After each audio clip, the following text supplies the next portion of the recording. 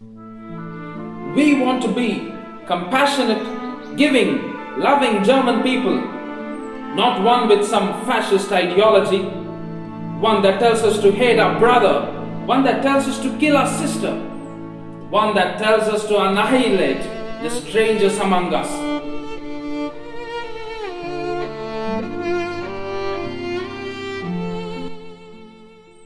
What you just saw now was from my preaching against the Nazi regime during the Third Reich. Oh, I forgot to introduce myself.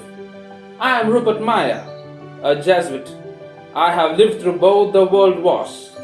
I have witnessed them very closely. Let me tell you how. In 1912, as a Jesuit priest, I was assigned to take care of the immigrants in Munich because the migratory flow was 23,000 persons a year. Industrial development attracted people from rural areas to the city. I took a survey of the number and whereabouts of immigrant families, then began attending to their needs of jobs and housing. When World War I erupted, I volunteered as a military chaplain and courageously accompanied my soldiers to the front lines and in the trenches, the two most horrific places during the war. I was given several medals for my bravery. Chief among them was this one, the Iron Cross First Class, for losing a leg while protecting a soldier with my body. My leg is amputated from above my knee. I walk around with an artificial leg.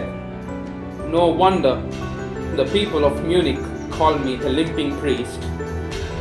As Germany was clambering back on its feet, I realized the threat it faced with the rise of the Nazis. I fiercely and fearlessly opposed the rise of communism and National Socialism. I boldly attended communist meetings and asked to be allowed to speak, whether audience applauded or booed me. I particularly was enraged by Hitler's move to close church-affiliated schools and spoke heavily against it. In November 1939, I was sent to Oranienburg, Sachsenhausen concentration camp. My health soon began to deteriorate. By August 1940, rather than letting me die a martyr, the authorities sent me to the Benedictine Abbey in the Alps under house arrest, where I could no longer care for my people. Though I am alive, I have been declared dead, a death much worse than the real death I have faced so many times. After the war, I returned to Munich in May 1945. With an arduous spirit but a fragile body, I continued my ministry till my death 6 months later.